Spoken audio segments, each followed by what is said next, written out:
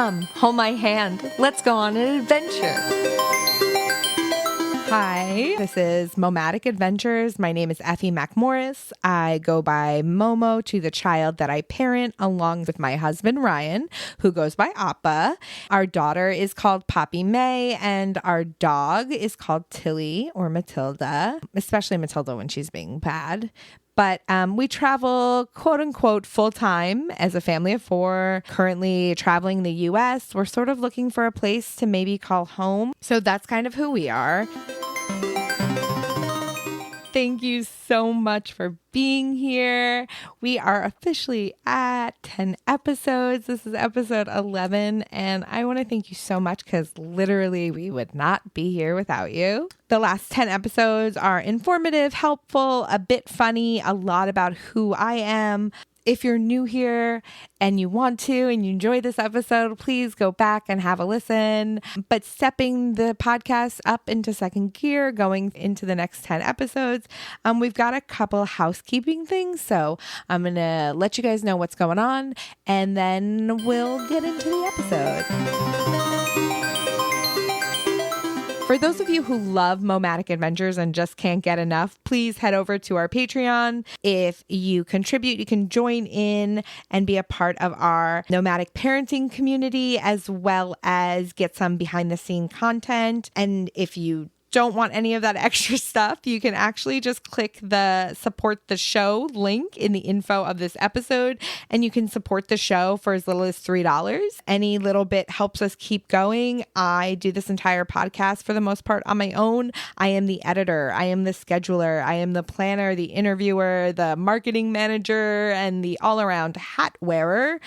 And truly, any support helps. And if you support us this week, next week, we will give you a shout out, a thank you directly to you on the episode, just, saying thanks so much for supporting us. And if you're like, hey, I would love to support, but I don't really have the money, or I don't want to give my money to you guys, that's totally cool too.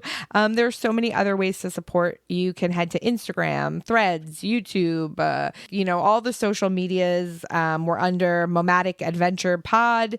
If you have an idea for the show, if you think you know somebody who would be a great guest, or if you just have a question or want to talk to me, you can send me a text. The info for that is also in the info of this episode. So there's links there for you to support the show, to text us, to follow our socials, blah, blah, blah, blah, blah. And now the house is kept. And so we're going to jump into this week's episode. We're talking with someone called Amanda, who's super fucking cool. This is my first guest on the show who I have had zero background with. I've never met this person before. I don't know them at all. This was truly we met off the internet, kind of clicked and jumped right into recording this episode. So I really hope you guys like it. She's really cool. And you can find out all about Amanda now. Thanks so much. Love you. I love you. I love you. Bye. Come, hold my hand. Let's go on an adventure. But yeah, you are really good at it. And it is so nice to meet you and have this real... Yeah, it's so nice to meet you too. And I listened to both episodes that are up on Spotify, and I just love what you're doing with this so far. It's so real and it's so helpful at the same time. Gorgeous. So great. Thank you. So I've been working on this for about a month of actively working on it.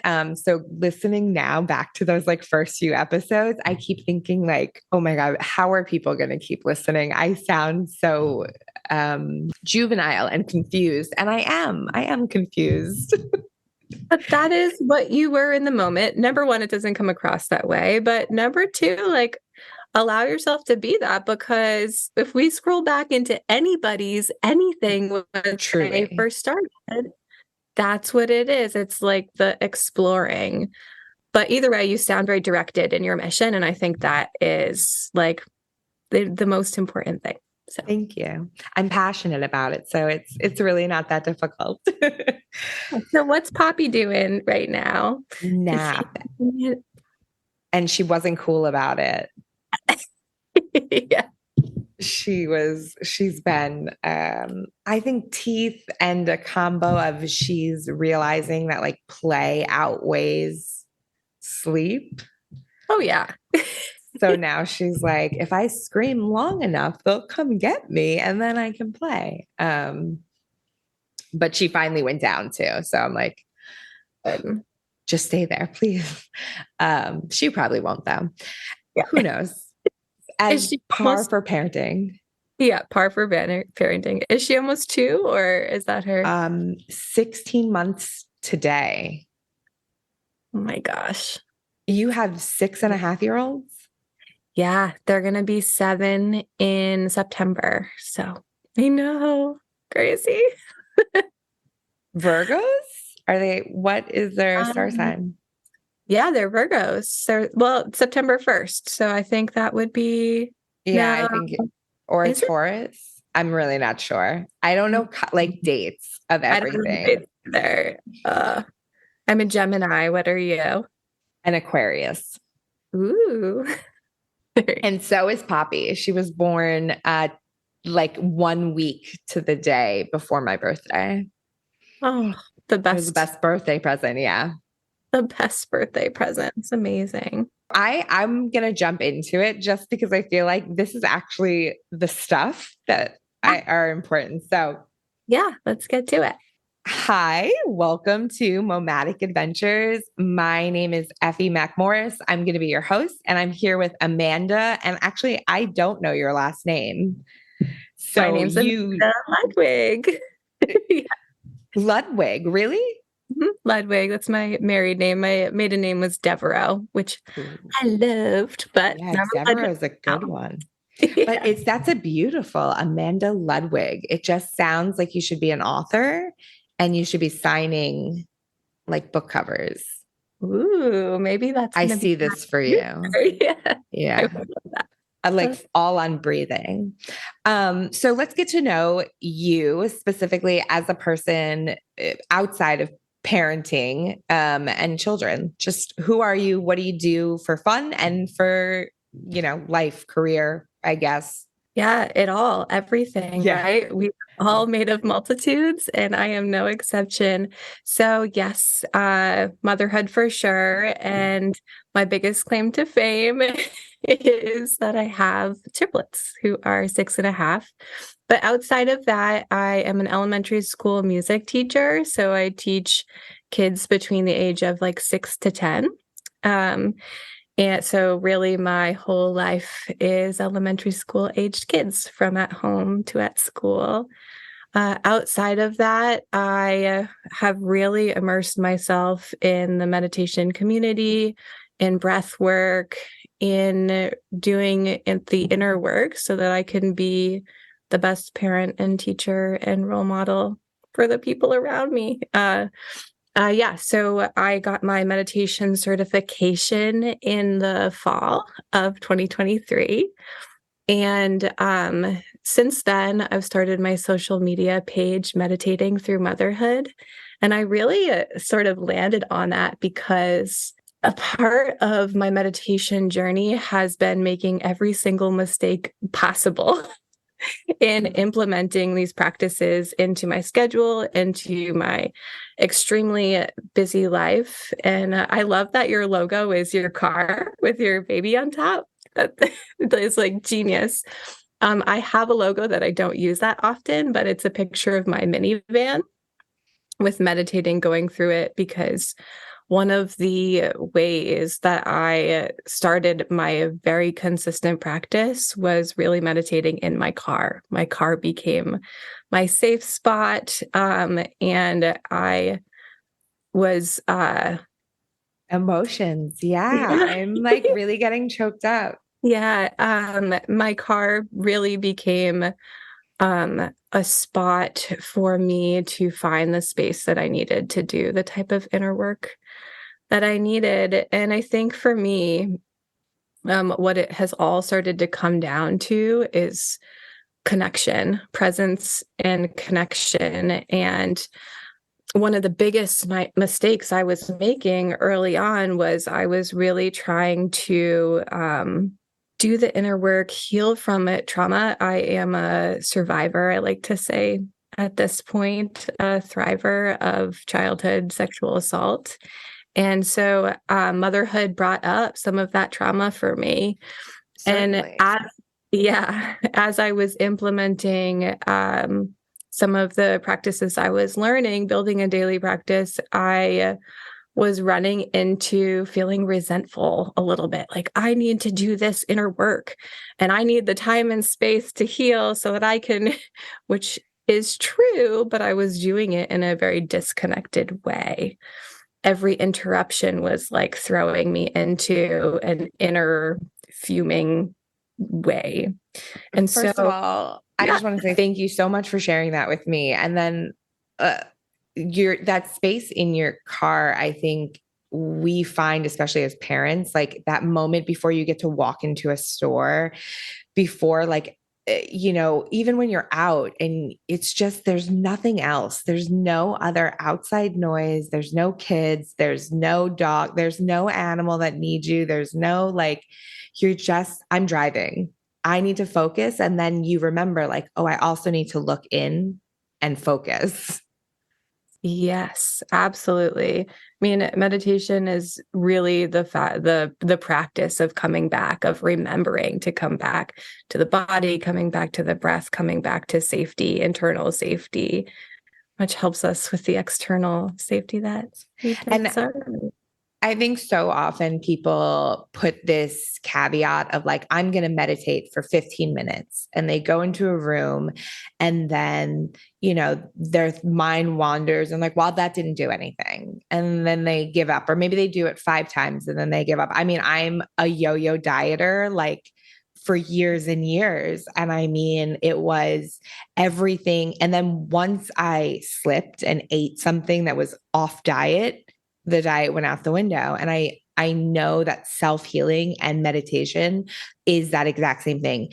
It's not a quick fix. It is not a trend. It's not like, it genuinely is hard work and it's consistency. And like, I think that is like the hardest thing and the most important thing for us to teach our littles is like, sometimes things aren't easy, sometimes things aren't fun, but to get past some hard moments or happy moments, like even doing this, I'm terrified constantly and I'm taking it out on my husband. I spend time like crying and I'm like, I don't know. I don't know if people are going to like it or if I said too much. And, you're being vulnerable and you're letting a wall down even with yourself. And sometimes you think, oh, I built that wall back up. It can't go back down, but ebbing, flowing. Yeah. I mean, that wall is what it is, right? It's that what you're talking about is that connection.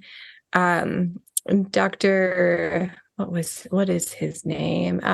Frank Anderson, a psychotherapist, writes a lot on trauma, as does therapist Ralph De La Rosa, writes a lot on trauma. And they both speak to how connection is the opposite of trauma. So as we're healing, as we're doing all this work, creating that inner connection, allowing for the connections in our world, whether it be with our kids, our husband, whatever it is, that is really where the healing work, I have found in my own practice, that's where the healing work is. And absolutely 100% of the car being that safe space, that was my safe space. And that, for me, allowing that spot to be my spot, it helped me with consistency, but it helped me drop that pressure to be normal and be exactly the same as everybody else. I was doing what I needed to get that work in.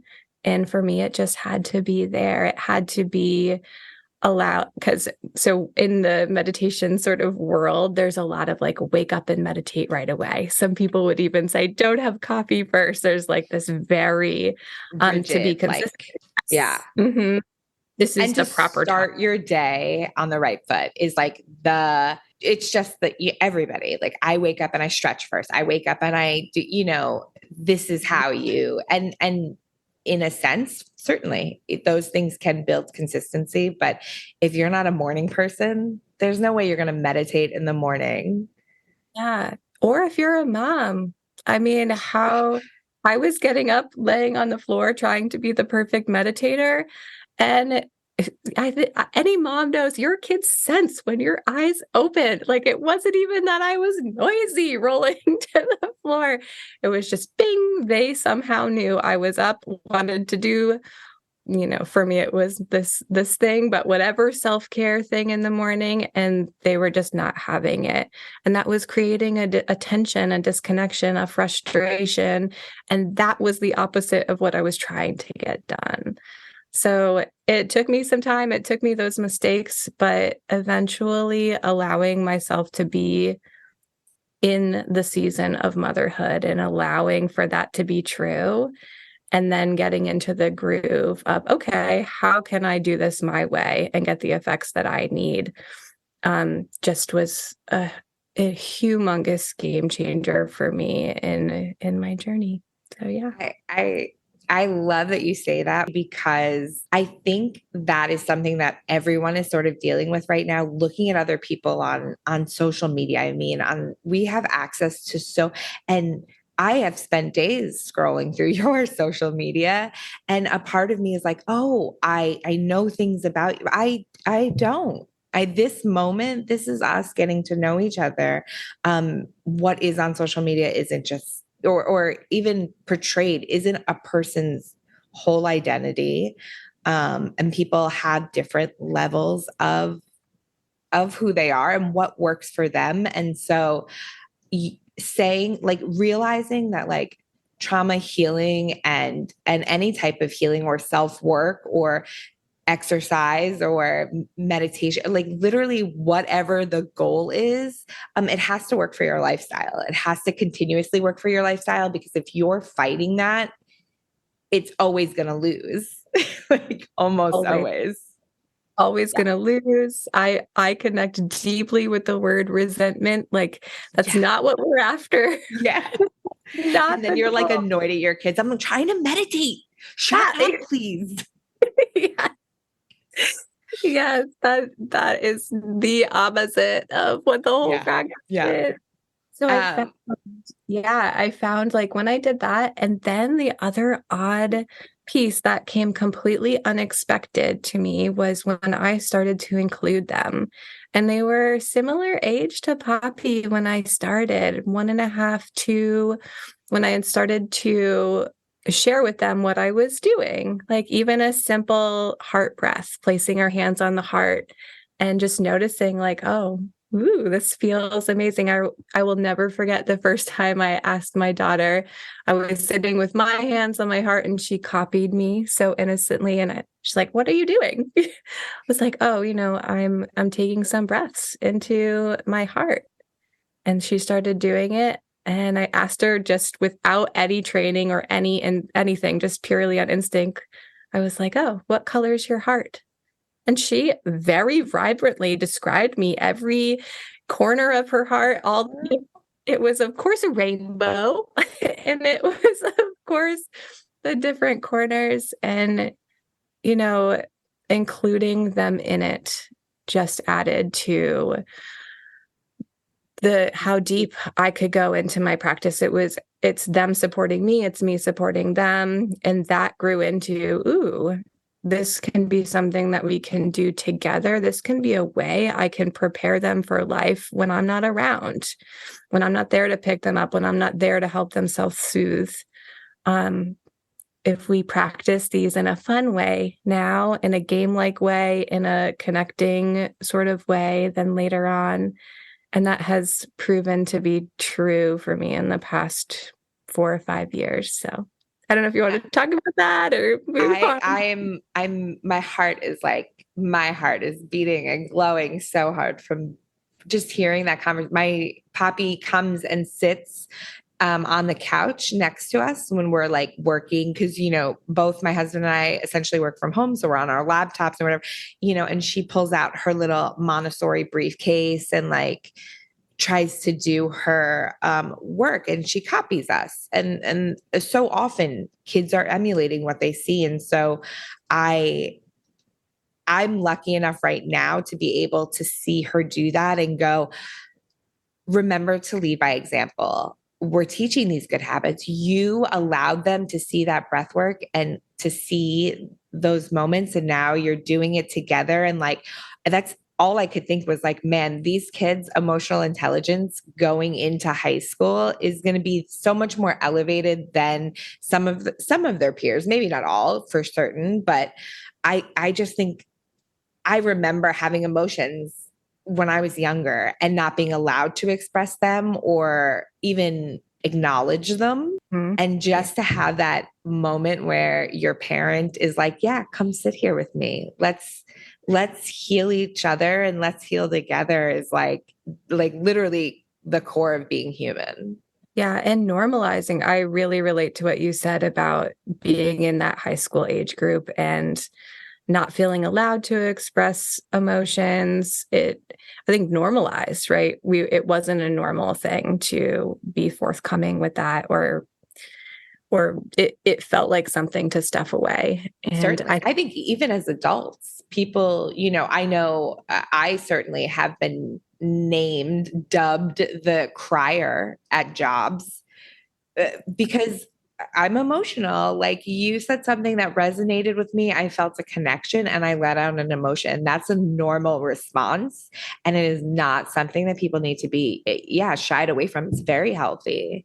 yeah, so I think correcting that generational belief, that some of that generational trauma is absolutely a huge part of my mission, a huge part of so many mothers out there, whether it be on social media or not.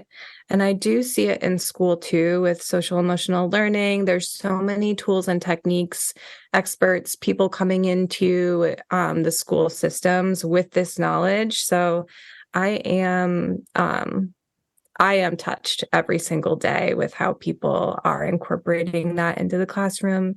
And yeah, just correcting that or debunking, getting rid Yeah, of belief that this is not the way to do it, way to be. So certainly. I'm such a fan. I'm such a fan of you and that whole goal. But so you deal with children essentially yeah. all day. You wake up with them. Yep. You do your morning meditation with your kids before any of you have your coffee. Um, and then you go to school and essentially hang out with kids. I remember my music teacher in elementary school told us to hold our notes at the end of a song. And at the end of the song, I started going like this. And then the kids around me started doing the same thing. And so I think by the third time we got through the song, she was like, why are you guys all holding your nose? And I was like, you told us at the end of every song to hold our nose. And she was like, to this day, I mean, this was 20 years ago, she still tells that story. And I guess I do too. But I remember that music teacher with all my being. How does it feel to be that to some other child? Well, I was just thinking about this the other day, like the importance of being a teacher and some, for the most part, it's of course lovely. And on occasion it is, you do lose sight this time of year in school. We're in June right now for anybody listening. It's a little bit of a exciting time of year in the school system. So it can be a little chaotic, but really, I absolutely love my job. I absolutely love making music with children. And I think there's so much about music that is regulating and is soothing that I feel like whether I'm teaching a rhythm game, a song, singing, a lot of this for me is kind of inside this meditation breath work, trying to send these messages of you're safe, you're loved, you're cared for, and how do you show yourself that too? So yeah, I love it. I love that also. I mean, music is such an emotional, like emotion regulating uh, pastime. I mean, even to this day, today, for anybody also listening, marks 20 years from the My Chemical Romance album. I don't know if this is an album that resonates with you, but for me, it was like monumental. So this morning I listened to it. And when I tell you, I felt like I was 15, picking black nail polish off my nails, wondering if, the boy in lunch liked me.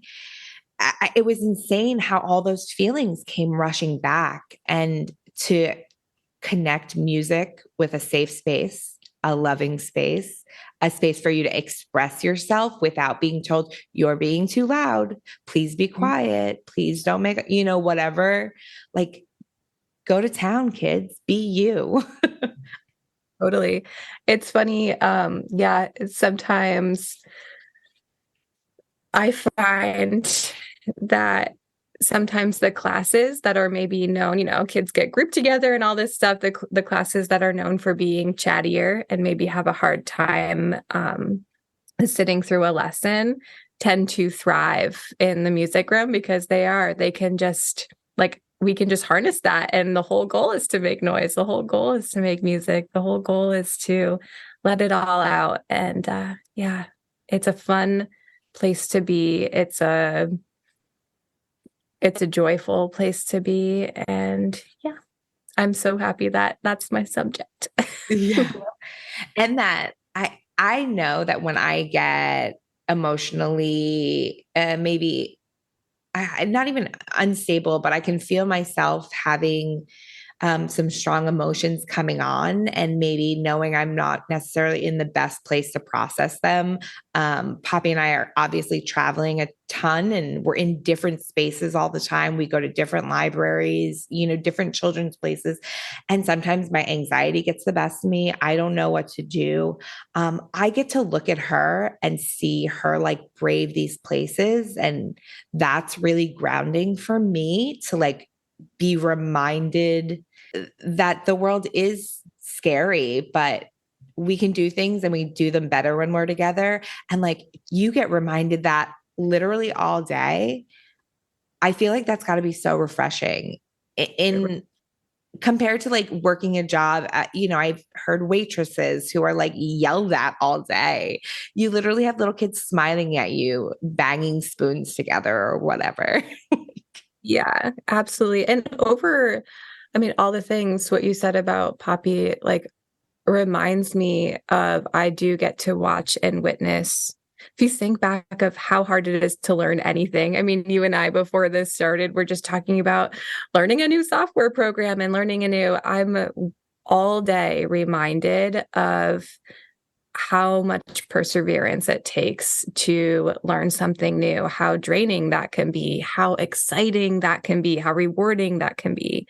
And so it's really humbling to watch kids learning all day long and help them, because it is all smiles and fun and joy. And then it isn't on occasion for students who are struggling, or for students who whatever I'm asking to do might be hard, or I'm purposefully challenging them to show. So getting to go through that process and remind kids that they can do anything they can set their mind to, and that it's most likely not going to happen right the first time, possibly not the second time, possibly not the third. And that's why we can keep going and we can get it eventually. So yeah. And we're here. And even if you can't get it, like we're here. You don't have to play that symphony perfectly at 7 years old. It's not that serious.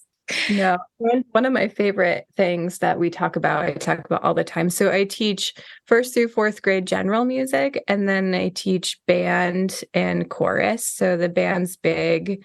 Each year it's between like 70 and 90 kids, and the chorus is about 120. But the thing about beginning band, there's a lot to it. And as concert gets close, I always see an increase in that anxiety, worry. And we always talk about how it's no problem, because if you miss a note, there are 89 other kids that might get that one note. And then later on in the song, you might get this other part that they got distracted and missed, or they just never could quite get. But it's okay because we come together as a group and we're performing as a group and we got each other's back. Yeah. So exactly. Like that in every aspect. I mean, starting your meditation practice, starting a podcast, starting any endeavor. It's literally baby steps. And I see Poppy, trying to take these big steps. She wants to walk up the stairs now, just holding the railing without using her hands. And I want to be like, you're not there yet, but I'm also like, go for it. Try it. The first 5 times are going to be hard. You might fall, you might hit your head, but like, you got this if you want to get it. But if you want to keep crawling, sometimes I crawl up the stairs. Like every day we're just trying our best, and that's all we can do. And like, I love that you're like reinstating that. Do you travel with your kids? So not like you do. You're a rock star traveler. I can't We're a wait. little different. Different is better and the best. Yes. I was thinking before we got in here and as I was listening to your podcast about our traveling, and we've done a lot of vacationing summer. So both my husband and I are teachers. So we both have the summer off. So that tends to be when our traveling is. And traveling, we're really hitting that sweet spot now with them being 6 and 7, where it's now really exciting to go and visit new places. When they were little, this had me thinking back to COVID, really, and what it was like during COVID. And I think listening to your podcast, because I just listened to your COVID marriage and your COVID experience. Yeah. But a lot of my traveling happened during that time because we were stuck at home and they were 2.5 and potty training. And so I live in New Hampshire and there's so many beautiful outdoor spaces. We were constantly, and it was safe. It was the only safe place to go were these outdoor spaces. So we spent so much time in the lakes region, at the beach, and doing day trips like that. We also have done quite a few like family vacation, stuff like that. But yeah, I would love to if you wanted to talk about traveling with triplets, but that's exactly my question. So that first triplets, first of all, terrifying in my mind. Like one kid, okay, oh shoot, we're gonna have twins. We were gonna have 2 anyway, not a big deal. Like to go from no to 3 and then to try and do anything. Like, how do you navigate going from being a family of 2, maybe expecting to become a family of 3, to becoming a family of 5, like overnight? I think my number one triplet phrase that I go to is I don't know any other way.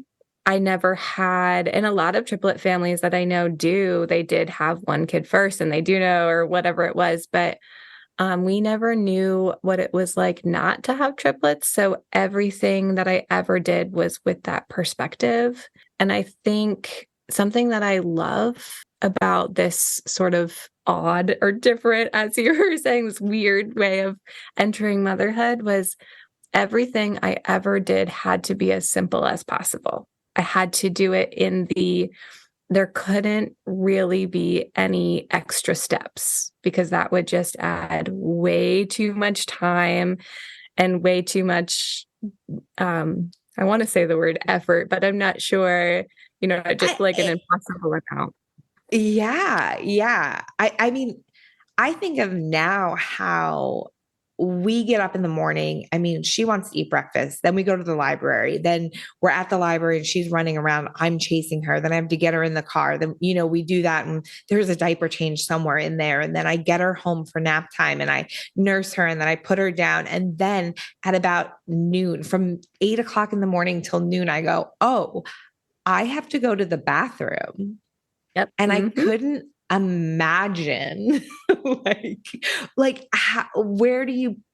you go to the bathroom? Like, when do you find time to even breathe those first few months? I mean, you and your partner must have just been absolutely exhausted, and good on you for making it to now, at which totaling, they weigh about 150 pounds and you can carry all three, which is absolutely insane. I'll never not carry them there. I love it. That was actually though that was my biggest worry when I found out. An odd story is everyone always asks me, how did you feel when you first found out? And I actually had a dream. I remember I went to some friends' houses. I knew I was pregnant. I had gotten a positive pregnancy test. I was probably like 6 weeks pregnant at that time. And I said, guys, I'm pregnant. Woohoo. I did have this weird, crazy dream though, that I had triplets. And I was like in the hospital. There were 2 girls and a boy, and these were their names. And yep. And I had in the dream, I had a really hard time picking the third name and just all these weird things. And so when the doctor said I was having triplets, it almost like felt right. It almost felt oddly right. And I ended up naming 2 names that were from the dream. Like it was what we wanted. And I had trouble picking the third name, just like in the dream. But yeah, so that felt right. All I can think right now is like, tell me you had a dream recently about me and it was all like, you're definitely like clairvoyant or something. You can certainly see the future. I mean, you got that spot on. That's wild. I was like, had this dream that the podcast was number 1 on Spotify list of, That's that's crazy. I had just been, where do you remember the first place you went with the 3 of them? Like maybe with just you, like out of the house. Yes. What was that first moment like? Okay. So my first outing. Your first outing with just the 3 of them and you. And for anybody who doesn't know, Amanda is a tiny person.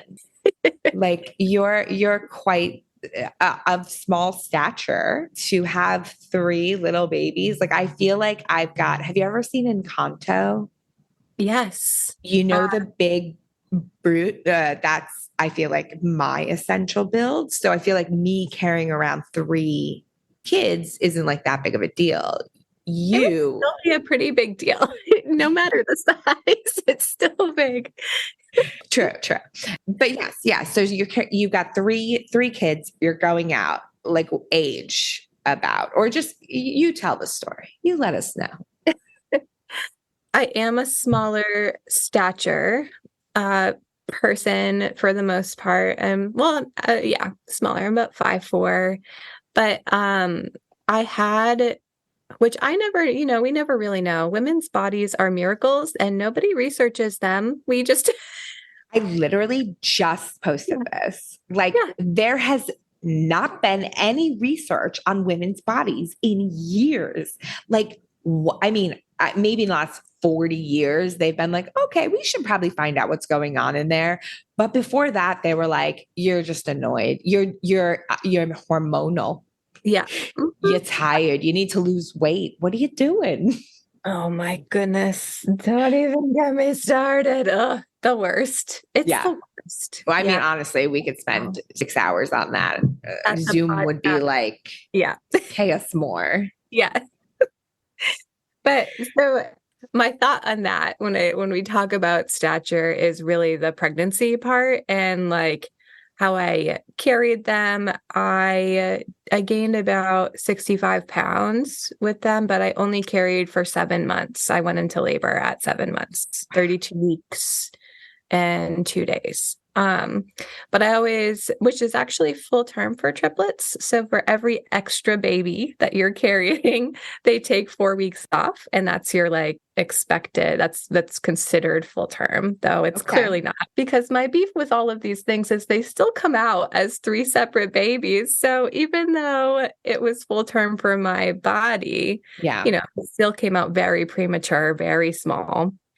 And so my son was 2 pounds, 2 ounces. My middle daughter was 3.5 pounds. And the firstborn, baby A, was 3 pounds exactly. So I only had about 9.5 pounds of baby, but then 3 placenta because they're non-identical. Wow. It's actually more rare than having the more common set of triplets is 2 identical and 1. Yeah. So I'm just like a hyper ovulator. That's honestly very cool. Grateful in ovulation. But Yeah. because they were so premature, there was just so many risks with leaving the house. RSV is a really common one for a real big scare for parents of premature babies.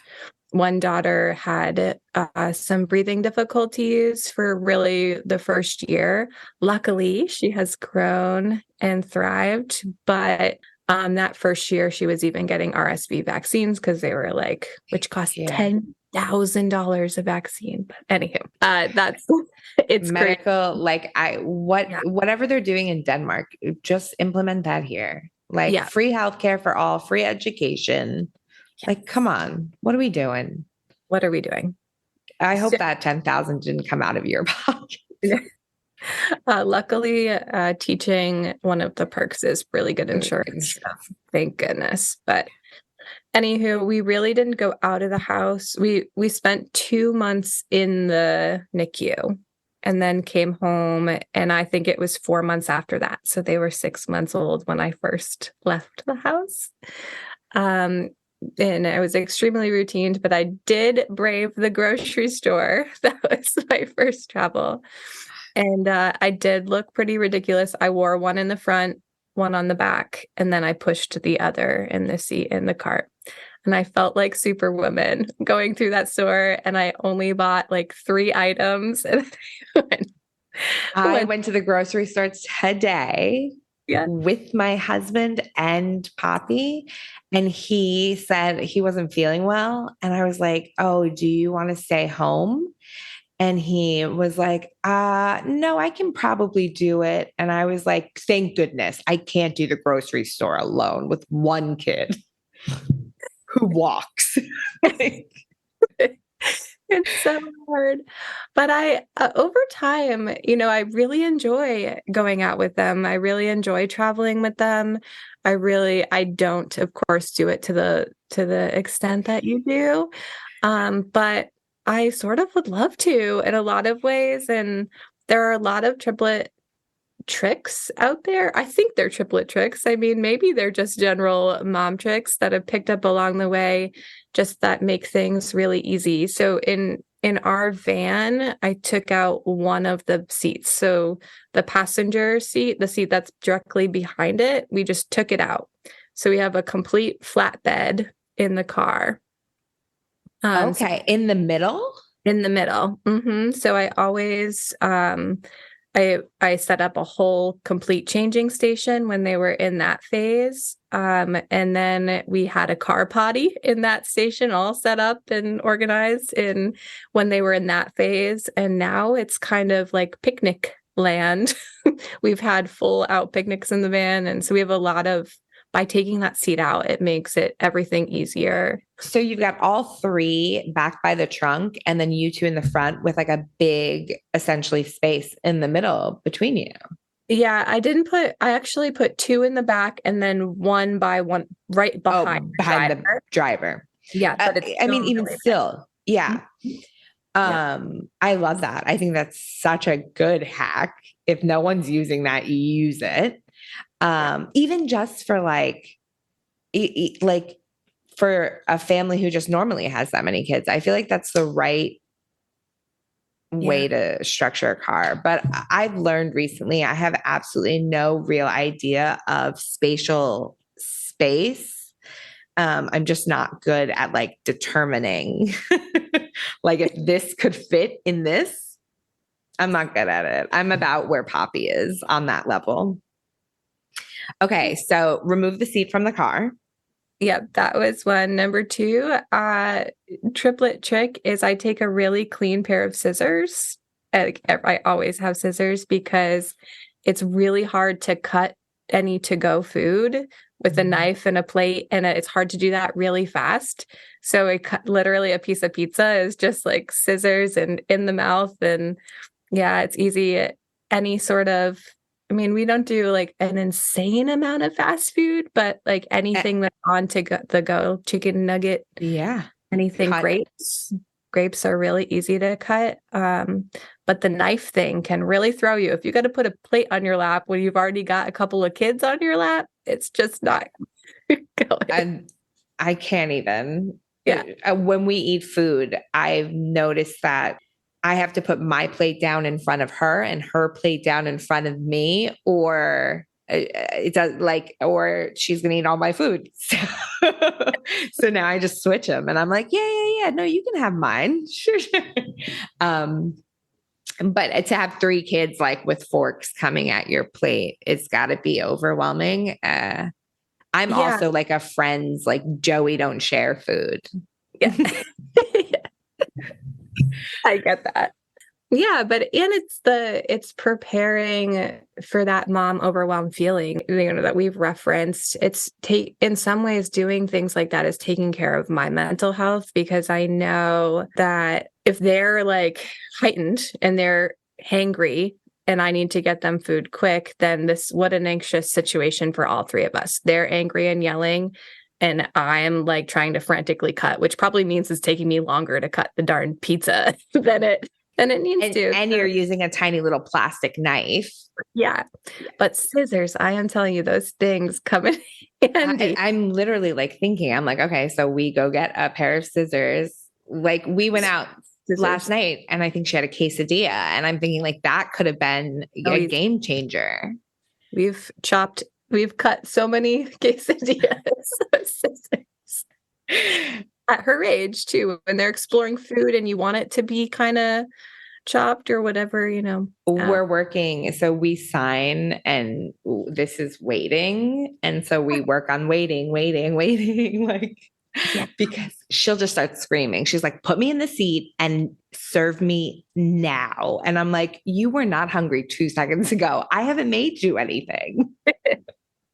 Good in itself though too. You're teaching her to communicate her needs and giving her like another option than screaming, which is wiggling my fingers like this until it gets here. Until that food gets here. Yeah, sometimes it's fine, sometimes it's less fine. So we've got scissors, we've got remove one of the seats from the car. Yeah, which I think both of these are not triplet mom hacks. These are mom hacks. Done. Parent hacks.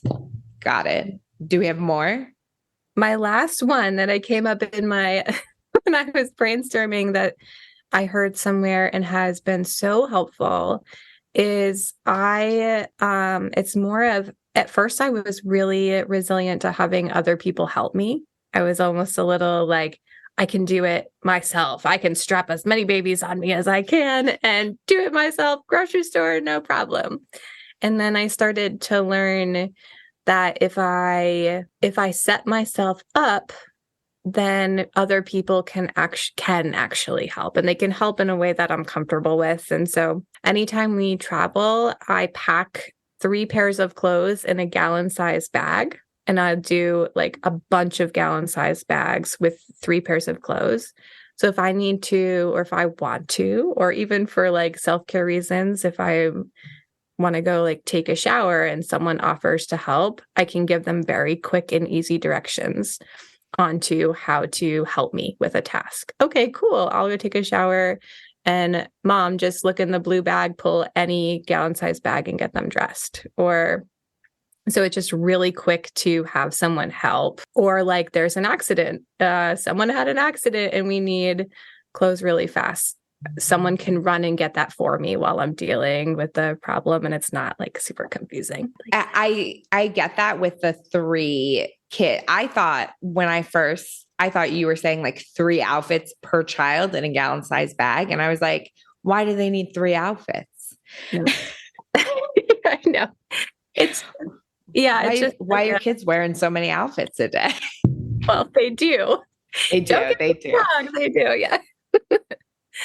No, but allowing for help and figuring out how, because sometimes when people try to help, it's more stressful and they don't know what I'm thinking. And something that I've worked through over time is communicating clearly, and some of that people pleasing or I can do it myself attitude, those come from childhood wounds and parts of me that didn't feel like I could be helped or that I wasn't burdened by asking for help, that help was genuinely help and not a favor owed, not a reason to dislike a person or like them less because they're needy. I mean, I feel like I've heard so many phrases around that, and I really, really like to reiterate it. I'm so lucky that I have such a great group of parents that when I do feel those feelings,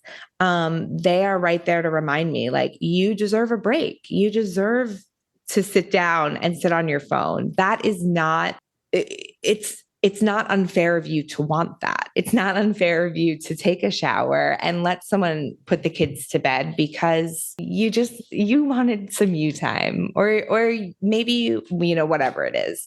I'm the type of person where I'm like, well, no one can do it like I can. And it would be easier for me to just, and I think a big part of it has been letting go of that as well, that level of control. Growing up, I have siblings. And so there was a lot of that, like kind of fighting for what's mine. And I became very territorial of my stuff, my food, my whatever it was. I needed respect that it was mine. And I don't have that with a child. And I had to learn that, she is not disrespecting me by taking this from me. She feels safe and she needs it. And I'm a safe space to give that to her. And when I ask for help, it's because I trust your safe space and that you can give that to me. And I want others to feel that way about me. And to just remember that it is okay to have help and to ask for it done the way you want it done, how it makes it easier for you. I know my mom FaceTimes with Poppy a lot, and she's like, I wish I could entertain her while you do the dishes. And I said to her, you have books on your shelf, pull out a book and read it to her. She'll, interact with that. And it was like, oh yeah. And I think sometimes saying the words just allows the neurons to connect in someone else's brain. They're not trying to be difficult. They just didn't know. Yeah, right. Exactly. It's communication, right? Safe communication, which so many of us have trauma around. We don't forget, but we're nervous to do that. It takes practice and it takes having those experiences like you're talking about that actually turn out good, even though parts of us are skeptical that it might not when we do or say these things.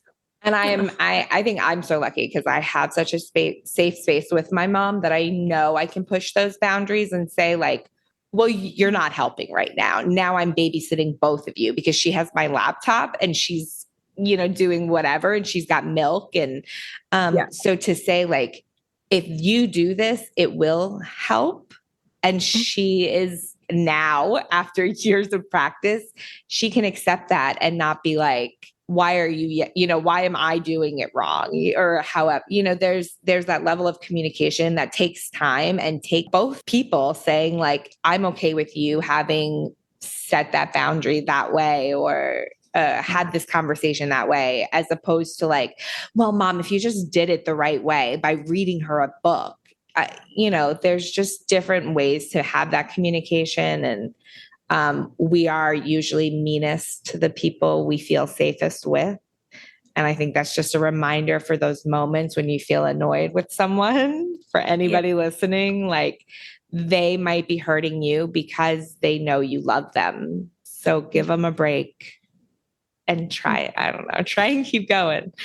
We're back houses. I remember you're about to hit summer. You have 3 kids who this is their last summer in their 6s. What's your plan? What are you thinking for travel this summer?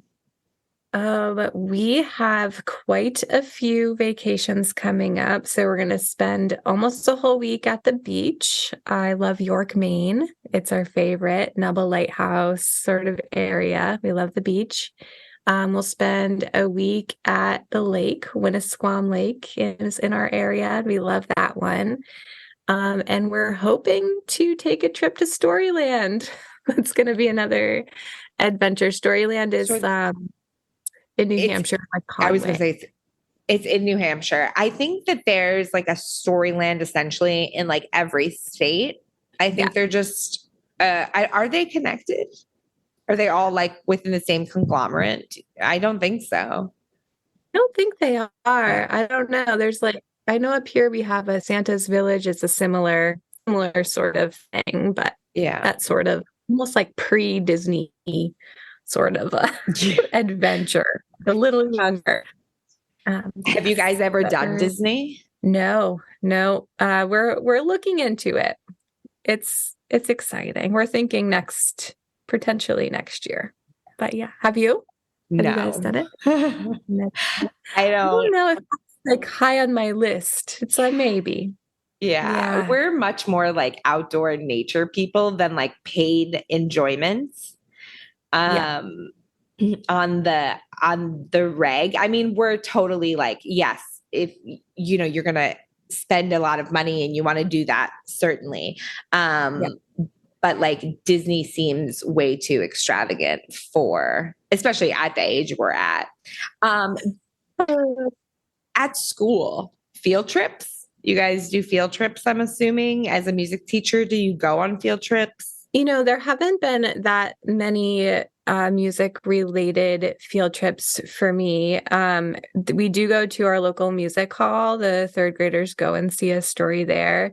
But I don't know if it's just New Hampshire, but we're very nature based. Everything is very nature based. We have a lot of like marine biology stuff near us. So a lot of kids head over to, by me, it's called Ordeon Point beaches and go into the tide pools and figuring stuff like that out. A lot of museums isn't the right word, but a lot of places where kids can explore and play and learn about ocean related everything. So my kids will be doing that this summer too. And a lot of the field trips are based around stuff like that. And we have hiking, so much of that to do in this area. So Yeah, it's again, it's why do the things that cost money and the when we can like yeah, just go out. And we have brown paper bags that we got at our library, and on them just with like a little glue, they put a scavenger hunt. And yeah. so when we go outside, Poppy, looks for a rock, looks for like a green leaf and a yellow leaf and a stick, and she's got this little bag.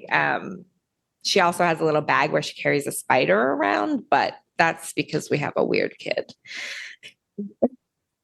Sure, that's weird. I think that's like on the playing of, I think it's on the field of normal for up until like 11. I think Yeah, there's a yeah. lot Just of like carrying around like a plastic Ziploc bag with a dead spider in it. Okay, sure. so I mean, you can get a little fancy with that with like a magnifying glass and stuff, but mostly it's that. It's literally like ripped apart and just like legs. It's so gross. All right. Like on that point though, like in school and out of school, I think so many parents, and there's so much ragging on social media, and I agree, I'm with it in that way. But there's also just so many people right now spreading the importance of everything we're talking about here, spreading the importance of emotional health, spreading the importance of doing like a calming and regulating exercises and doing that at a young age in a happy way so that they can relate and draw on that. But then I think third in this sort of category is the importance of connecting to nature. And if you don't teach that at a young age and kids aren't allowed the freedom to explore that a lot, then we're doing them a disservice as they grow up. And I know that my school has quite a few outdoor classrooms, and we do, especially since COVID, another thing that sort of has a negative, people talk about COVID in the negative a lot, talk about social media in the negative a lot, which valid, true, I agree with. Of course, certainly. It's a shared trauma that we all have. Totally. And with all trauma, there are things that grow out of it that can be seen as like beautiful blooming flowers, these beautiful things that came out. And one of the things for me is incorporating more nature. Like that was a safe way for us to travel and spend our time with our car potty so that we didn't need to go anywhere with germs. But I mean, spending so much time in nature and I know in the music room, we write rhythms with nature very often. If you ask my students, there's chalk outside my classroom, and we go into the woods and find sticks and rocks and things and making patterns of music notes. So we practice them, we practice each other's patterns, but just really modeling how nature is a place to learn. Nature is a place to soothe and regulate our nervous system, and just the ways that we can do that so simply. The simple act of going outside and touching the earth can really be regulating and calming for us. And the act of breathing in fresh air, regulating and calming. So I think that's just one of the things that is alive in my life and with all the kids in my life right now. I will also say we spend a lot of time in cities, and I know we don't have access to a lot of that greenery. You know, sometimes the closest park is maybe just too far, or it's raining. But yeah. Like nature is literally everywhere. We go outside and she just searches for rocks. We can, walk around a parking lot and she'll find rocks and we'll talk about them. And obviously we do it in a safe way, but like people think nature means grass or forest. And like, truthfully, it's outside in any capacity. And so I think creating that love of learning and that creative aspect of seeing the world in a different way, I think is going to be beneficial to the future survival of like the human race. Just see things differently. I think we are starting to, and I think that's really helping break a lot of that generational trauma. But I think it comes from like that exploring. And now with Poppy, I started learning how to use sign language, and now I can have like full conversations with my kid. That's pretty cool, because a year and a half ago, I didn't know any sign language. And to remember that even as an adult, I can relearn or I can newly learn, we can all do that. And like the same sentiment as earlier, like we're all growing, we're all learning. We have to be the best us to help them be the best them. And hopefully, if we all keep doing this, we can like start to heal the earth a little bit. Hopefully. Yeah. Our beautiful earth.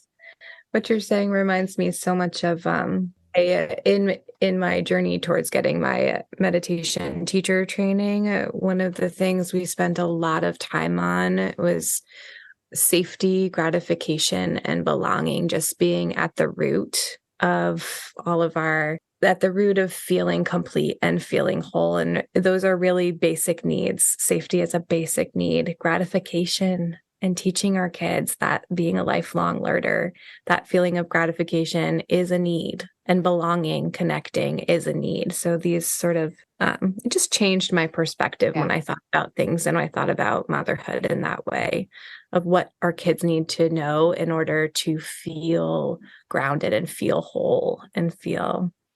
And not have that be connected to a number in any way on your paycheck, on a scale, on your, statistics at your school. Like these goals that we set for ourselves, they're not who you are. They are things you've accomplished. And like trying to teach Poppy that while simultaneously trying to remind myself that as often as I can, and whoever else is listening, that like you are not the things you've accomplished, you are you. And like be proud and be okay being here. Like this is your sign to be here. Just be here. You belong here. We all belong here. We deserve safe space. We deserve to take up space. We deserve food and shelter and housing and love. And like, as a human, you deserve those things. Absolutely. On the Like, nose. period. Full stop. Yeah. Yeah. Yeah. Okay. Lighter side. Maybe it's up to you, actually. I have been trying to end interviews with, do you have any questions or a question for me? Yes, of course I do. Okay. I do have a question for you, and I want to think about how I want to word it. Um, let's see. The suspense now is I actually know. making me a little nervous. No nervous, no nervous. I do have some that I'm just curious about though too. When you travel, how long do you usually stay in one location? Like, We have stayed everywhere from like one night Mhm. to 5 weeks has been like the longest we've really like stayed at a place that wasn't New Jersey. So like New Jersey, I guess, is our home base. It's where both our parents live, our extended families live there. So like we always find our way back to New Jersey for some event or life moment. But the service we use, which I've talked about in the past, Hello Landing, we pay about $1,000 less than what the rent goes for in this place. So they let us stay until someone pays full price. So right now we're at 2 weeks in the place we're at, and we have no idea if that means we actually have friends coming on Wednesday, and we're like, yeah, we're still here right now. We hope. But yeah, they'll let us know when it's time for us to move on, and then we do. Yeah. And So so there's that was my next question that I was like, I'm not sure how to frame this, but how do you stay so present? Because listening to your past episodes, that was something that stuck out to me. Like, she's so rad. Like you really have this natural, it seems to me like it's been a part of your plan to be like, I'm gonna stay in the present moment and I'm gonna trust that I have the resources to worry about tomorrow when I get there. And I feel like so I'm curious, what do you do to stay so present and calm about the potential of change? my family. I mean, realistically, I grew up in I don't know. My father's an immigrant, so I'm technically first generation American. My parents separated when I was a teenager. There was movement, separate households, remarried, like that separation of family. Um, I think taught me that family didn't mean like that you had to be so together. Um, and so we build our family and our friends through our travels, but there's a level of like core safety between me, Ryan, and Poppy. And like, I will say, like, yesterday specifically, I was having some trouble staying present. I was having a lot of anxiety and I was feeling really unsure of me as a person in this medium, in this level of vulnerability with people. And essentially, like, his phrasing was like, what would you tell Poppy? Like, Mhm. what would you say if she was saying this? And I mean, it just like allowed me to take a second and step out of myself and see that like there's a reason we're doing this and nothing is permanent. Nothing in this world is permanent. And like I accepted that a long time ago. And I think that is my like driving force. Like literally nothing is permanent. So let's do today the best we can. I absolutely love that. That is like advanced. I give you your meditation teacher training degree. Like that's yeah, take a bow. Thank you Uh, so much, everybody. Yes, yes. for Um, real though, I mean, just yeah. accepting it's acceptance, right? I accept what's happening now, and I trust that that everything's going to work out. And it truly is not always that simple. And, we talk a little bit about perception that other people see you at, especially as a parent. I worry about how I'm perceived. If is she making too much noise? Oh my gosh, did she leave a mess under the table at this restaurant? Like she didn't use her manner words. She's 1.5, and I'm worried that she didn't say please to the waiter. Like, there's all these things running through your mind constantly, and it takes exactly what we talked about from the beginning, like consistency and effort. You just have to recenter, and tomorrow is tomorrow, and later today is today. And what happened earlier this morning, like we had some technical difficulties. Like I can't take that away. That happened. I took, you take responsibility for it, you own it, and you just keep trying to move forward. Yeah. Well, I think you have like master level success in this. And I actually also worked with the Dalai Lama for a few years. So that has a lot to do with it. Like he used to like whip. No, I'm not going to say that. Anyway, I do think, oh my gosh, it's 2:30. I know. She slept 30 minutes past her nap time. Good job, girl. Yeah. We're leaving that in. I want everyone to know I'm successful as a parent. My kids slept an extra 30 minutes. Good job, Poppy. Good job, Mama. That's Amanda, we definitely will stay in touch. We'll talk again. Maybe you're going to be one of those reoccurring guests who come on the show. I would love to. I would love to come back and share a meditation or a breathwork practice, but you can check it out on my Instagram if you want to do that. I'm just going to say, I will tag or like add all the places that you've mentioned in the info of this episode. And you can also check me out on Instagram at Momatic Adventures. You can find Amanda at Meditating into Motherhood. I think truly both places you're going to want to check out. So get on Instagram. It's been so great. And we will be in touch because this was a beautiful connection.